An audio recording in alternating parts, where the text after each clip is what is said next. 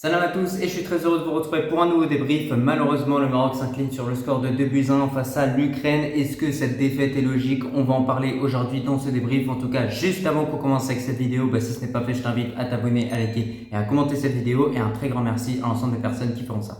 Alors déjà, quand je vois honnêtement ce match qui a été proposé par de Lyonceau, je ne sais même pas par quoi commencer. Parce qu'en réalité, c'est une catastrophe. Pourquoi? Parce qu'en s'imposant aujourd'hui face à l'Ukraine, on aurait été qualifié pour les quarts de finale. On était largement tranquille. Sachant que cette équipe ukrainienne s'est inclinée contre l'Irak. C'était pas non plus une équipe exceptionnelle. On a bien vu qu'à part défendre, cette équipe-là ne sait pas faire grand-chose. Ils attaquent en contre et ils défendent. Ils attaquent en contre, ils défendent. C'est tout ce qu'ils ont fait durant le match. C'est tout.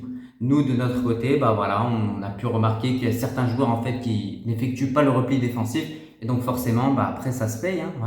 Quand tu fais pas l'effort pour justement ton autre coéquipier, et derrière ça se paye. Et c'est ce qu'on a vu durant l'ensemble de ce match-là. À chaque fois que le Maroc était mis en danger, à chaque fois que Mounir a dû sortir des bonnes parades, c'est parce qu'il y avait un joueur marocain qui n'effectuait pas le repli défensif. Et c'est, je pense, une des bases de football que l'ensemble des 11 joueurs fassent les efforts offensifs, mais également défensifs. Là, justement, le problème dans ce match-là, c'est qu'on a vu une équipe marocaine qui faisait uniquement les efforts offensifs. Il y avait certains joueurs comme Ezalzouli sur le premier but qu'on encaisse qui n'a pas fait l'effort de revenir. Pourtant, s'il serait revenu sur le joueur, il l'aurait déstabilisé, peut-être que la passe aurait été mauvaise, et derrière, le Maroc n'encaisse pas ce but-là. Et on aurait pu même marquer.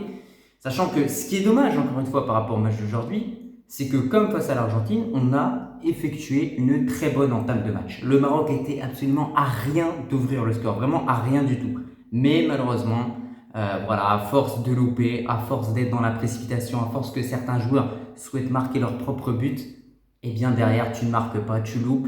Et puis l'Ukraine, en inaction, je crois qu'ils ont eu qu'une seule action durant la première mi-temps, ils arrivent à te mettre un but comme ça, avec un petit centre. T'en as un déjà qui se fait éliminer, qui n'effectue pas le repli défensif, c'est Ezalzouli. Ensuite tu as El Azzouzi qui n'arrive pas à empêcher le centre. Et même au niveau du centre, il n'y a personne pour intercepter ce centre-là. C'est-à-dire que c'était Ben Seguir qui était censé être sur un joueur ukrainien. Puis au final, le joueur ukrainien peut tranquillement prendre le ballon et le mettre au fond des filets. Donc déjà, ce premier but qu'on a encaissé, il est totalement honteux et c'est un but qui aurait pu déjà être évité. On continue au niveau de ce match-là et ce qui m'a plu, c'est vraiment la réaction des joueurs lorsqu'on a encaissé ce premier but-là, parce que directement, on a commencé à voir des choses un petit peu plus intéressantes avec des attaques. Bon, on a pu voir que quand même, entre le côté gauche et le côté droit, c'était un peu plus compliqué à droite, même si on jouait davantage à droite. On a pu remarquer que Ezalzouli, il ne faut plus jamais le mettre à ce poste-là. Plus jamais, plus jamais, plus jamais. On a pu voir qu'en deuxième mi-temps, lorsqu'il était à gauche, il était beaucoup plus à l'aise, mais il était un petit peu cramé. De l'autre côté, Ben Seguir s'en est plutôt bien tiré, que ce soit à droite ou à gauche. On a pu voir un Ben Seguir vraiment très, très, très intéressant.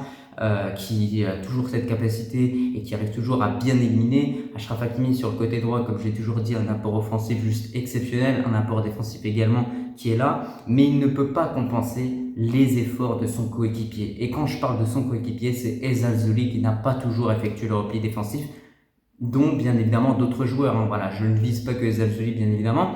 Mais donc dans la continuité de ce match-là, on a continué, on a attaqué, on a essayé d'égaliser. Et on a fini par égaliser grâce à un penalty. Alors bien évidemment, il n'y a aucun débat, il y a plus que penalty. Le gars lui tire le maillot, il le fait tomber en même temps avec la jambe. Le carton rouge est également mérité, selon moi, ça c'est clair et net. Donc Rahimi le transforme, je pense que maintenant c'est clair et net. Le tireur de penalty, c'est Rahimi. Encore une fois, il a fait preuve de sang-froid et je le félicite. Et puis ensuite, le Maroc a enchaîné les changements. On a fait entrer plusieurs joueurs offensifs, dont Aromage qui était un petit peu plus ou moins incertain. Certains voulaient qu'on le laisse totalement au repos pour ce match-là, mais au final, lorsqu'il est entré, il a fait un peu de bien, mais ça n'a pas réellement changé grand-chose. Pourquoi? Parce qu'en face aussi, il faut s'en rendre compte. Pourquoi ce match n'était pas évident? Parce que l'Ukraine n'a fait que défendre. L'Ukraine n'a fait que défendre. Donc on en veut à nos joueurs, mais en réalité, jouer contre ce type d'équipe, c'est absolument horrible. Quand tu as une équipe qui en face de toi défend à 11 pendant 90 minutes et qui attaque 2-3 fois et qui marque, mentalement, ça t'atteint beaucoup. Donc on ne peut pas réellement en vouloir à nos joueurs, à part ceux qui n'ont pas fait les efforts quand il le fallait. Mais le Maroc a continué d'attaquer et on n'a pas réussi à marquer ce but-là. Et justement, à force d'attaquer, à force de ramener du monde au niveau de leur surface de réparation, et derrière, en quelques passes, ils sont arrivés devant nos buts et il y a eu ce deuxième but qui a été inscrit. Au bout d'un moment, j'ai envie de vous dire une chose. Mounir ne peut pas tout le temps nous sauver. Achraf Hakimi ne peut pas toujours faire ses retours défensifs. Boukamir ne peut pas toujours faire la tête qui va te sauver également, puisque lui aussi a été remplacé. Bon, Nakash a plutôt été bon. Mais voilà, on ne peut pas toujours être sauvé par un exploit individuel. Donc forcément, c'est logique au bout d'un moment que cette équipe ukrainienne qui a été solide défensivement et qui a également été plus tranchante offensivement. Parce qu'au niveau du milieu de terrain marocain, voilà, Richardson et Targali, je les ai clairement pas trouvés du tout en forme, pas du tout même. El Wadi, ça a été intéressant au niveau de la solidité. Sur son côté, il s'est fait peu prendre. Offensivement, l'animation était intéressante concernant Ben Seguir, concernant Al Khanous, concernant Rahimi. Mais voilà, on n'avait pas cette même équipe qu'on a vu contre l'Argentine. Alors je pense pas que les joueurs ont pris la grosse tête. Mais là, il va falloir réellement se remettre en question parce que j'ai pas l'impression d'avoir vu le même Maroc que j'ai vu justement contre l'Argentine. Après, comme je le dis toujours, en face, il y avait une équipe qui défendait, on attaquait, voilà. Donc c'était très très très compliqué de marquer. Puis surtout, ce qui m'a beaucoup inquiété au niveau de ce match-là de façon générale, c'est qu'on retrouve un problème qu'on a avec notre équipe A, à savoir ce fameux problème où on est devant le surface de réparation, où il y a plein de joueurs dedans, il y a des joueurs sur le côté, à droite, à gauche et tout, et on ne prend pas de décision. Il n'y a pas de frappe, il n'y a pas de centre, on se regarde, on essaye de faire des passes pour arriver le plus proche possible du but et il n'y a pas de tentative lointaine, ou du moins les tentatives qui sont tentées de loin, elles vont au-dessus, voilà, dans les gradins. Il y a eu très peu de frappes cadrées, je pense. Bon, après, le Maroc a eu énormément d'occasions, mais je pense qu'au niveau de ce match-là, lorsqu'on regarde les deux équipes en termes de mérite, on aurait largement mérité de l'emporter. Mais, encore une fois, le football, ça se joue sur des détails. Je pense que le gardien ukrainien a facilement réalisé le meilleur match de sa carrière. Donc, voilà, qu'est-ce que vous voulez que je vous dise au bout d'un moment?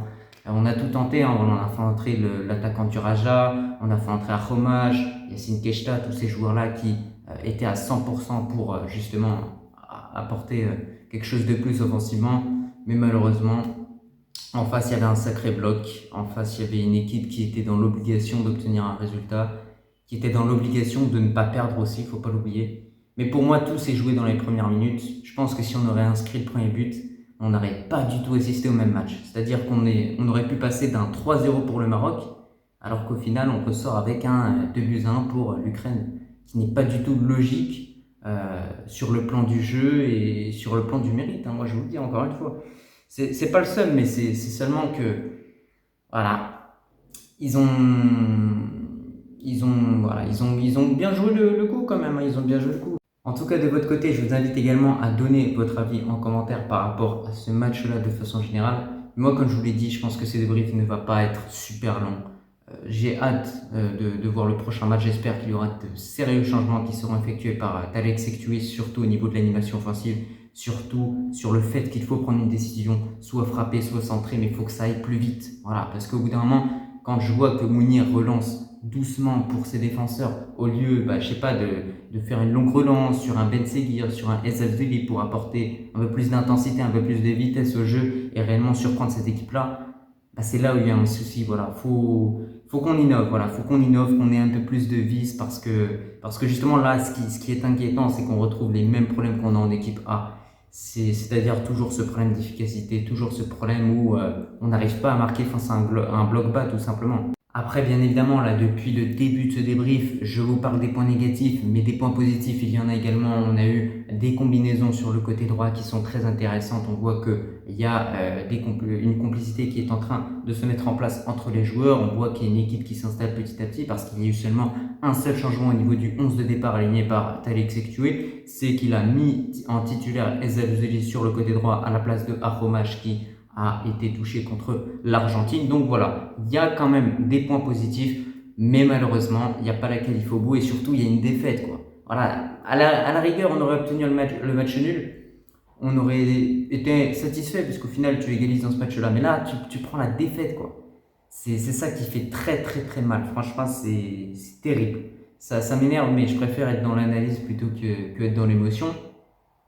Surtout que voilà, en fait, tu donnes tout pour obtenir une victoire. Tu es en match nul, tu donnes tout pour obtenir une victoire et tu ressors avec une défaite. Donc ça fait très très mal mentalement. J'espère que les joueurs vont se relever de tout ça et vont vaincre cette équipe irakienne parce que l'Irak a perdu. Ce qui fait qu'actuellement dans notre groupe, toutes les équipes sont à 3 points. Et ça vous montre à quel point cette victoire contre l'Argentine, elle était plus qu'importante. En tout cas, c'était tout un petit peu par rapport à ce petit débrief. En tout cas, voilà, je vous ai dit de façon extrêmement crue ce que j'ai pensé de ce match-là. Voilà, moi maintenant j'attends le prochain match contre l'Irak. J'espère voir quelque chose de différent. J'ai été déçu par rapport à ce qui s'est passé aujourd'hui, surtout par rapport à la finalité. Je pense que vous partagez également le même avis que moi. En tout cas, de votre côté, je vous remercie si vous avez regardé cette vidéo dans son entièreté et je vous dis tout simplement à la prochaine. Allah al-Watan al-Malik.